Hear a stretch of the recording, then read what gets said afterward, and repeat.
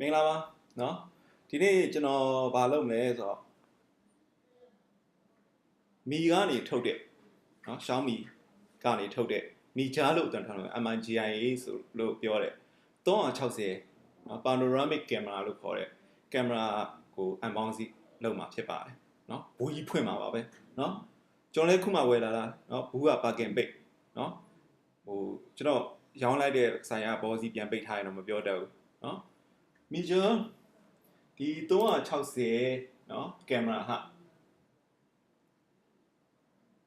23 megapixel ပေါ့เนาะ23.88 megapixel ရှိရယ်เนาะဟို 3.5K video recording လုပ်ပေးနိုင်တယ်သူ့မှာ image stabilization ပါတယ်เนาะ686 electronic image stabilization ပါတယ်ဖုံဝင်ခံနိုင်တယ်ရေစုခံနိုင်တယ်လို့ပြောတယ်เนาะ IP67 ရှိတယ်ပေါ့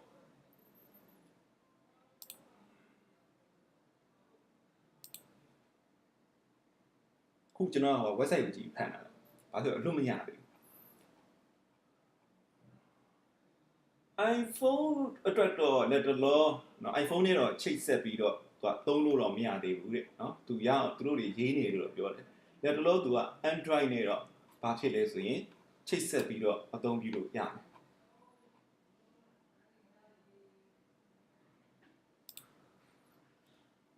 သူက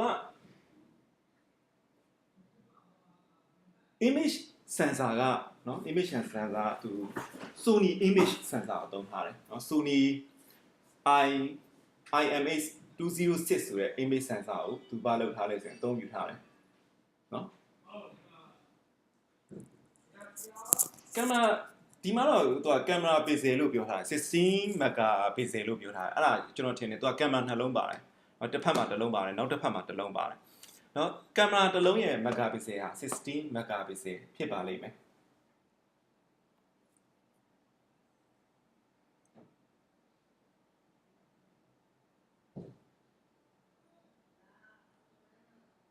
ဖီချာရတော့ပြီးမှသာဖတ်လိုက်ပါသူ့မှာ battery ကเนาะ1600 mAh ပါတယ်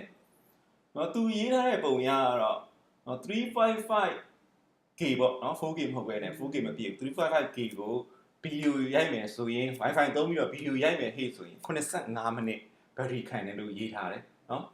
Wi-Fi ကိုပိတ်ပြီးတော့ရိုက်ခဲ့မယ်ဆိုရင်တော့သူကမိနစ်90ဘက်ထရီခံတယ်လို့ရေးထားပါတယ်เนาะရိုးတဲ့နဲ့ကင်မရာဖွင့်ပြီးတော့ကင်မရာမရိုက်ပေးနဲ့ထားမယ်ဆိုရင်တော့သူက2နာရီခံတယ်လို့ပြောပါတယ်အပူချိန်ဘယ်အပူချိန်တွင်းမှာသူကအလုပ်လုပ်တယ်လဲဆိုတော့ကြတော့เนาะအနှုတ်10 degree Celsius နေပြီးတော့เนาะအပေါင်း45 degree Celsius အထိလုပ်လို့လည်းပြောတယ်ဟိုဘယ်ဖုန်းနေနဲ့တွဲချိတ်သုံးလို့ရမှာဆိုတော့သူရေးထားတာ Android 5.0ရဲ့အထက်နဲ့ iOS 8နဲ့အထက်ကိုသူဘာလုပ်လို့ရမှာဆိုတော့အသုံးပြုလို့ရမယ်လို့ရေးထားတယ်ဒါပေမဲ့လက်တလုံးသူ့ရဲ့ website မှာရေးထားတာကတော့ကျွန်တော်တို့ဒီဟို iOS အတွက်လက်တလုံးဟို application เนาะ app မထွက်သေးဘူးလို့သူရေးထားပါတယ် IPCC နဲ့ရေးဆိုခံတာလောက်ပဲသူကတော့ပြောထားတာတွေ့တယ်ဗျမိဟိုဟာတွေမှာเนาะဟိုရေစိန်ခံရိုက်လို့ရလားဆိုတာကျွန်တော်လည်းမစမ်းဘူးမစမ်းရဲဘူးဗျเนาะဘယ်ဈေးရှိလဲဆိုတော့ကျွန်တော်တို့ခုဒါကเนาะရွှေနဂါမိုဘိုင်းဖုန်းဆိုင်ကနေဝယ်လာတယ်သူတို့ရဲ့ပင်ကိုရောင်းစီက3,400,000เนาะဒါပေမဲ့ကျွန်တော် short ပေးလိုက်တယ် block% short လဲဆိုတာမပြောဘူးเนาะအခြား online မှာကြီးတဲ့ site တွေထက်သူကဈေးအနည်းငယ်များနေလိမ့်မယ်ရွှေနဂါမှာเนาะသူချုပ်ဆိုင်တွေမှာ3,300,000ရောင်းတယ်လို့ပြောတယ်ပစ္စည်းတကယ်ရှိမရှိမသိဘူးတချို့ဆိုင်တွေကဟိုပစ္စည်းမရှိပဲနဲ့လည်းကြော်ညာထားရတယ်ပါလေရှိတတ်တယ်ပေါ့နော်ကြုံဘူးတာเนาะဒါပေမဲ့ဘာဖြစ်လို့ရွှေနဂါမှာဝယ်ဖြစ်လဲဆိုတခုခု error ဖြစ်ရင်နည်းနည်းလူရင်းလို့ဖြစ်နေတော့ကျွန်တော်ပြန်လဲခိုင်းလို့ရတယ်เนาะသူ့ရဲ့ဟိုရွှေနဂါ mobile page မှာတွားကြည့်လိုက်ပါเนาะတချို့မသိတဲ့လူတွေကိုလည်းရီ 4K ကင်မရာလည်းဝယ်ထားတာကိုအစင်မပြေလို့အသစ်တစ်လုံးပြန်လဲပေးတာမျိုးတွေလည်းလုပ်ပေးပါအဲ့ဒါကြောင့်မို့ကျွန်တော်ရွှေနဂါမှာဝယ်ပြလိုက်တယ် Okay unboxing လုပ်ကြည့်အောင်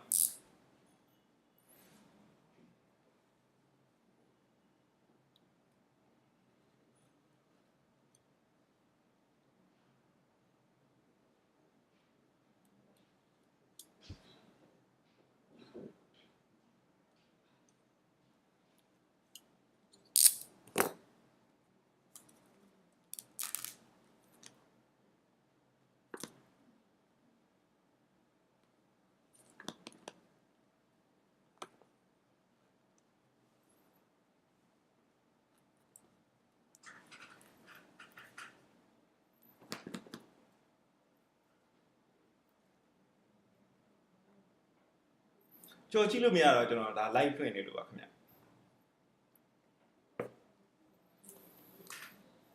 နော်ဒီမှာကျွန်တော်စပြီးမြင်ရပါပြီကင်မရာလေး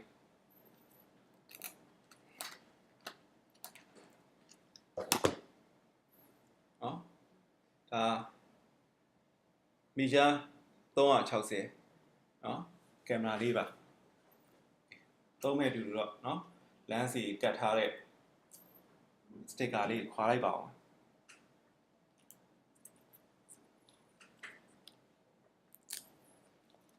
သူက micro SD ကအမျိုးအစားကိုသုံးတယ်နော်ဟို128 GB လက်ခံနိုင်တယ်လို့ပြောတယ်နော်ကျွန်တော်သုံးရင်မေ့သွားမနေ့ကညကြီးဖတ်ပြီးတော့မေ့သွားပြီနော်ဒီဘက်ဒီကျွန်တော်လက်နဲ့ဒီထောက်ပြလာတဲ့ဟာလေးကသူကဘာလဲဆိုရင် power button ပါ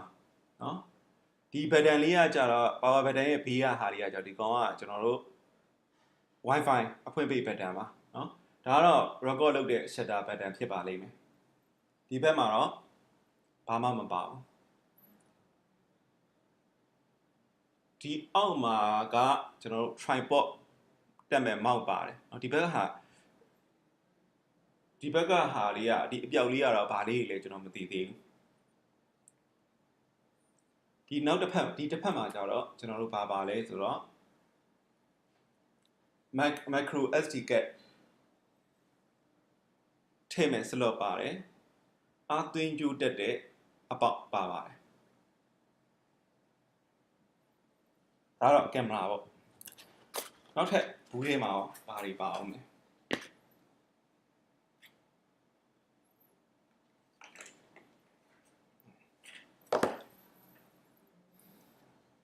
tripod သီးလေးပါပါတယ်နော်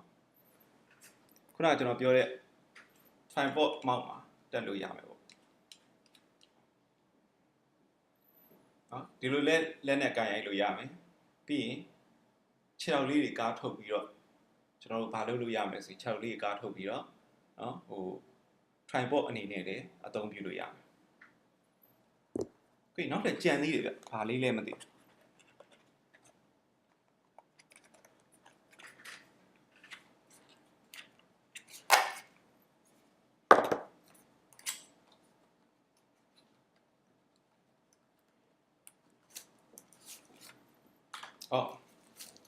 သူ့ကိုထည့်မယ်အိတ်ကလေးပါပါတယ်နော်ကင်မရာထည့်တဲ့အိတ်ကလေးပါတယ်